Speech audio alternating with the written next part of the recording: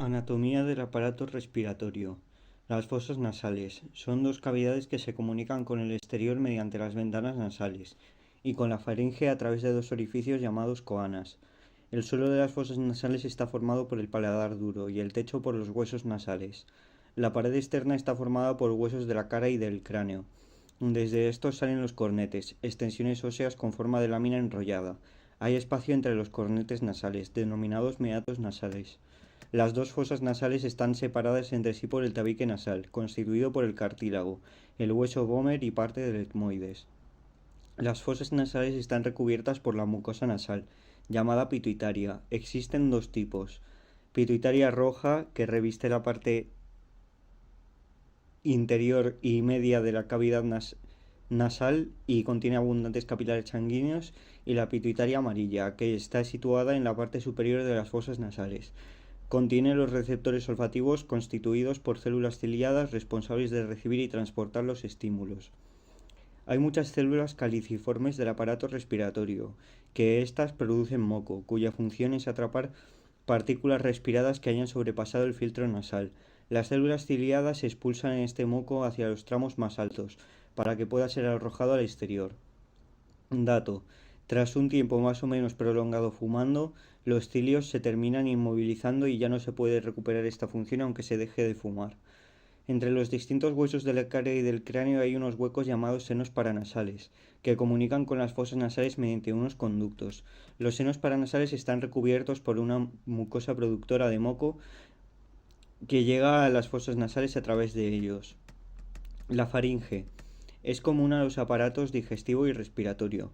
Desde el punto de vista de la respiración, permite que el aire procedente de las fosas nasales llegue hasta la laringe, y en sentido contrario también, desde laringe hasta fosas nasales. La laringe es un tubo corto de unos 5 centímetros que comunica la faringe con la tráquea. Su principal función es la fonación, en conjunto con las cuerdas vocales. Cuando el aire expirado choca contra ellas vibra, produciendo el sonido que es la base de la voz. Por encima del orificio superior de la laringe tenemos la epiglotis, que es una lámina fibrocartilaginosa flexible que sirve para impedir que al degluir los alimentos se desvíen a las vías respiratorias. La tráquea. La tráquea es un tubo fibrocartilaginoso, cartílagos en forma de anillos incompletos que parecen una C, de 10 a 11 centímetros de largo del tracto respiratorio inferior. Forma el tronco del árbol tranqueobronquial o zona de conducción pulmonar. La tráquea se extiende entre la laringe y el tórax y consta de dos partes, cervical y torácica. Termina al nivel donde se divide en dos bronquios principales, uno para cada pulmón. La bifurcación traqueal alberga una cresta cartilaginosa, orientada sagitalmente, llamada carina. La función principal de la tráquea es transportar aire hacia y desde los pulmones durante la respiración. Además, proteger el tracto respiratorio impulsando partículas extrañas hacia la faringe para su expulsión. Bronquio principal. La parte torácica se divide a nivel de la bifurcación traqueal en los bronquios principales derecho e izquierdo. Cada bronquio principal se ramifica en bronquios secundarios y estos en terciarios, más pequeños, que suministran aire a los diversos lóbulos y segmentos pulmonares.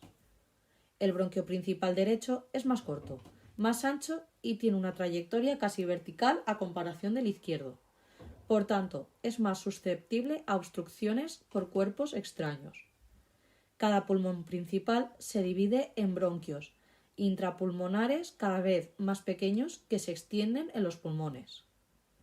Bronquio lobar. Transportan aire hacia los lóbulos pulmonares.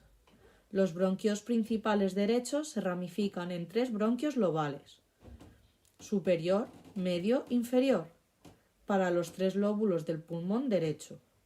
A su vez, el pulmón principal izquierdo se divide en dos bronquios lobares, superior e inferior, para los dos lóbulos del pulmón izquierdo. Bronquios segmentarios. Airean los segmentos broncopulmonares, también llamados bronquios terciarios, y hay un total de 8 a 12 en cada pulmón. Los bronquios siguen dividiéndose según disminuyen su calibre hasta formar bronquiolos, que terminan en los lóbulos pulmonares y los alvéolos. Alvéolos. Bolsas diminutas llenas de aire en los extremos de los bronquiolos. ramas pequeñitas de los tubos de aire dentro de los pulmones. En los alvéolos se producen el intercambio de oxígeno y dióxido de carbono entre pulmón y la sangre durante la respiración. Es decir, la inspiración y la aspiración de aire. Son la unidad funcional del pulmón y el lugar en el que se produce el intercambio de gases. Dato: la tráquea, los bronquios, los bronquiolos forman una estructura que recuerda a un árbol invertido, por lo que se denomina árbol bronquial. ¿Por qué es mejor respirar por la nariz que por la boca? La nariz es un filtro natural para el aire que entra en nuestros cuerpos. En primer lugar, al pasar el aire a través de las fosas nasales, se filtra por las vibrisas que recubren las paredes interiores de las fosas nasales. Estas vibrisas atrapan partículas grandes como polvo, pelo de mascota u otros agentes o partículas que se encuentren suspendidas en el ambiente. El aire también pasa por las glándulas mucosas en las fosas nasales, donde se producen sustancias que humedecen y limpian el ambiente adicionalmente. Además, a través de la mucosa calentamos y evitamos sequedad, irritación y prevenimos patologías. Los pulmones, 2 órganos elásticos y esponjosos. Estos órganos trabajan junto a la caja torácica para realizar los movimientos de respiración. Aparecen atravesados por cisuras. Una cisura es un espacio que queda entre los lóbulos pulmonares y aparece como una línea blanca y estrecha. El pulmón derecho tiene 2 cisuras y 3 lóbulos, y el pulmón izquierdo tiene una sola cisura y 2 lóbulos. Pleuras. La pleura incluye 2 capas delgadas del tejido que envuelven, protegen y amortiguan los pulmones. La capa interna, pleura visceral, recubre los pulmones y está tan adherida a estos que no pueden despegarse. La capa externa, pleura parietal, recubre el interior de la pared torácica. Entre estas encontramos líquido pleural, que evita el contacto directo entre ellas y facilita el movimiento torácico. Dato interesante: el pulmón derecho tiene mayor tamaño que el izquierdo, debido a que éste le restaría espacio al corazón. Los pulmones están protegidos por la caja torácica, que está formada por parte de la columna vertebral, las costillas y el esternón. Es una caja hermética gracias a los músculos intercostales y el diafragma, que estos son los que mueven la caja torácica y permiten los movimientos respiratorios.